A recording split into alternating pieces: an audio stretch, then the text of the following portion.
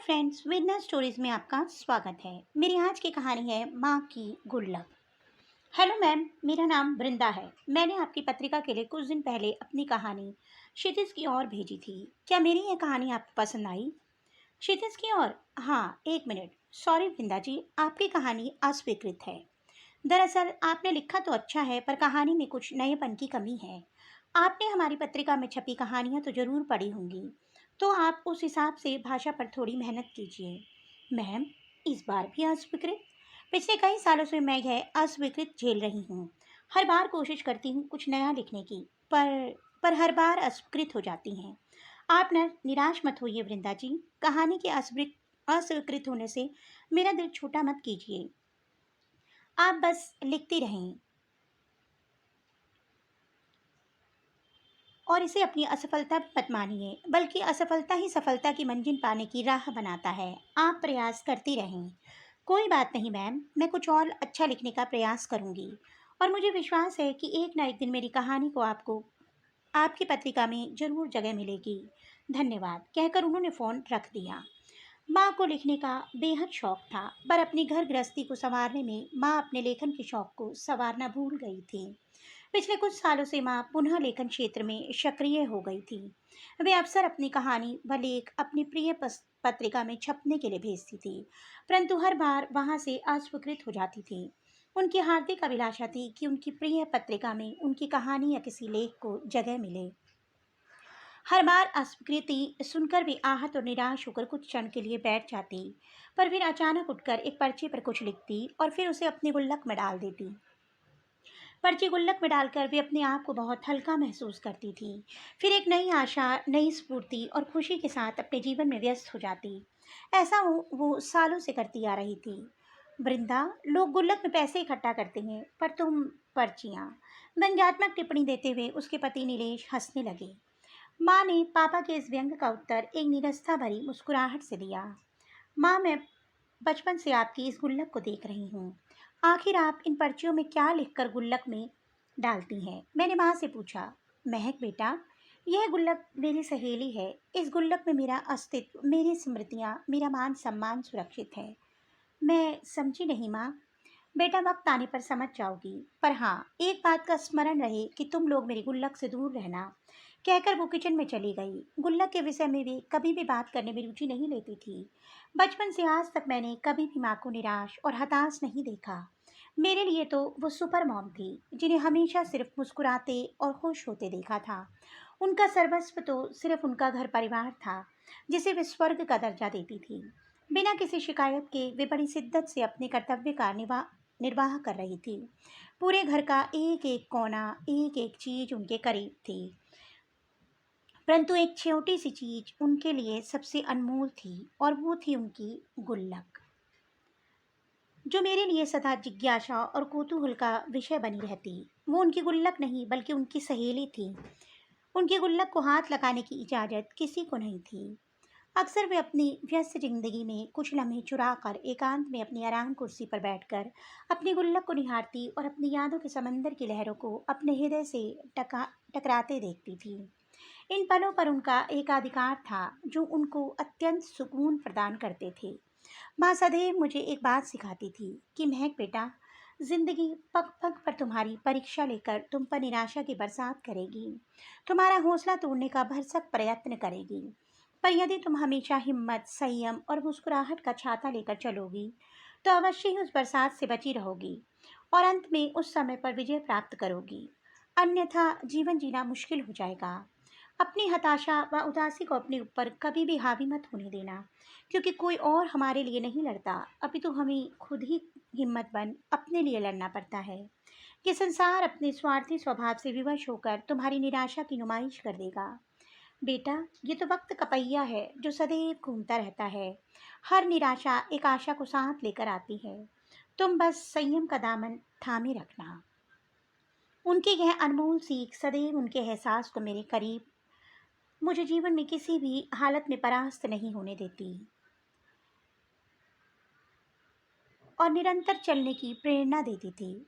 महक, माँ को वेंटिलेटर पर डाल दिया है, उनके पास वक्त बहुत कम है। समीर। मेरे पति ने मेरे कंधे पर हाथ रख मेरे विचारों की तंद्रा तोड़ी।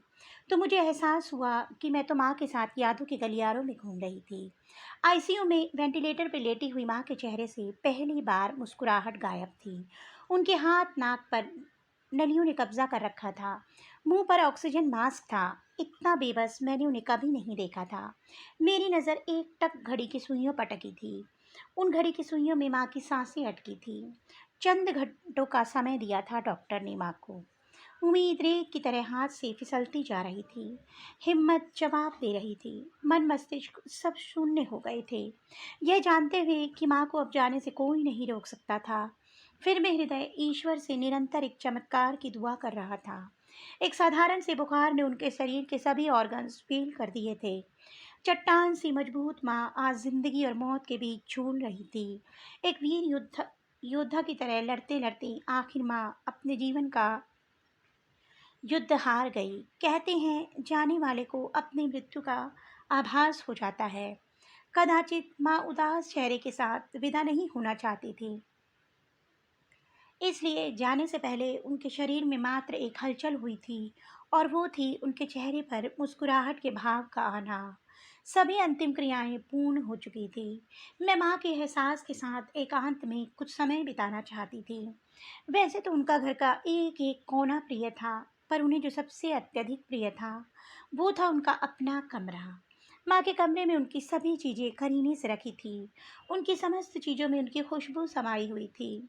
मैं उनकी आराम कुर्सी पर बैठकर उनके होने का एहसास को महसूस कर रही थी कि अकस्मात ही मेरी नज़र उनकी गुल्लक पर पड़ी। उनकी गुल्लक, उनकी सहेली, जो उनके जाने के बाद नितांत अकेली हो गई थी। उसने अपनी सहेली को खो दिया था। मेरे मन में द्वंद्व चल रहा था कि गुल्लक खोलूं या नहीं। अंत में बचपन के कौतूहल और जिज्ञासा की जीत हुई और कांपते हाथों से मैंने गुल्लक खोलकर एक एक पर्चियां निकालकर पढ़नी आरंभ की। गुल्लक में छिपा माँ का अस्तित्व, उनका दर्द आंसू बन मेरी आंखों से बह रहा था।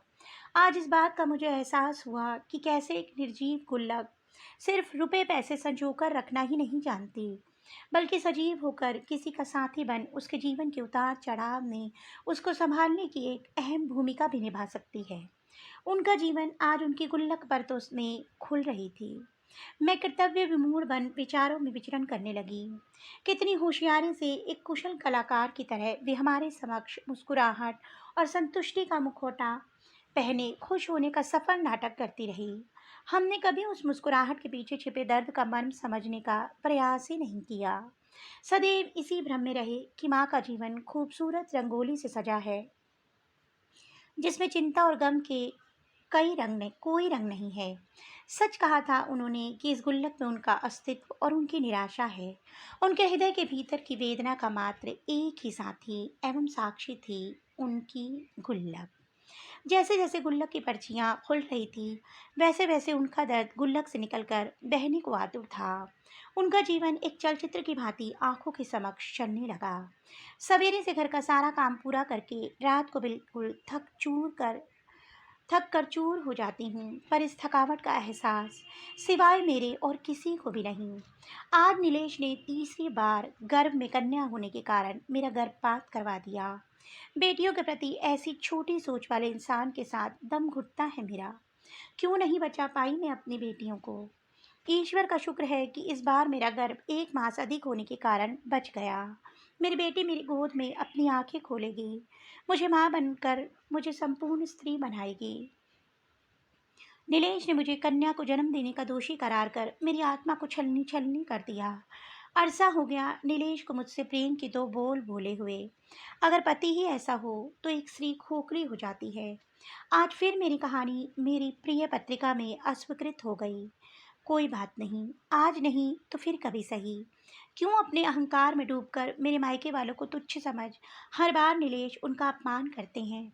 उनका अपमान मुझसे और नहीं सहा जाता। एक बेटी होने के नाते क्यों नहीं रोक पाती मैं ये सब।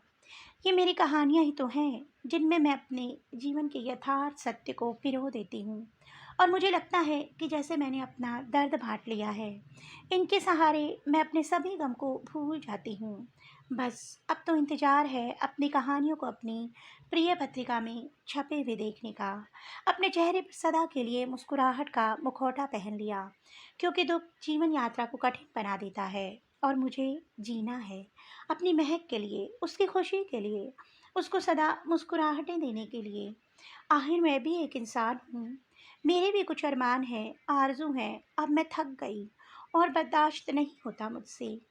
कितनी और भी पर्चियाँ अभी बाकी थी, किंतु इन अश्रु भरी आँखों से पढ़ना संभव नहीं हो पा रहा था, या फिर अब और पढ़ने की हिम्मत नहीं बची थी मुझ में। आदर्श रूप वाले अपने पापा के दोहरे व्यक्तित्व को देख भीतर तक टूट गई थी मैं।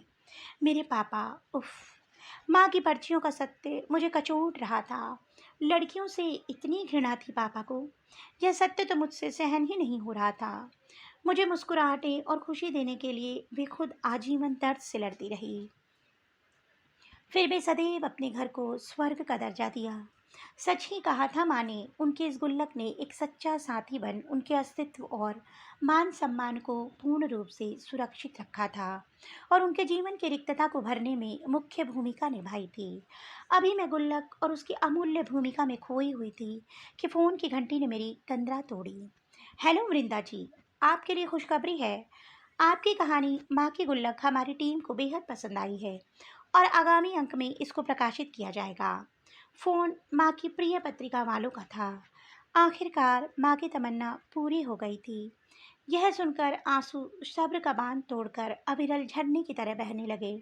मुझे समझ नहीं आ रहा था कि इसे खुशखबरी मानूं या फिर, पर हाँ, यह सुनकर माँ को अवश्य ही मुक्ति मिल गई होगी। तो दोस्तों, आपको मेरी ये कहानी कैसी लगी? कमेंट बॉक्स में अवश्य बताइएगा। मुझे तो ये कहानी पढ़कर बहुत अच्छा लगा था और इसीलिए मैंने आपके सामने इस कहानी को रखा और मैं आशा करती हूँ कि आपको भी ये कहानी बेहद पसंद आएगी। अगर आपको मेरी कहानी अच्छी लगे तो कहानी को लाइक कीजिए, शेयर कीजिए और मेरे चैनल को सब्सक्राइब करना मत भूलिए। जल्द ही एक नई कहानी के साथ मिलूँगी, तब तक के लिए बाय बाय।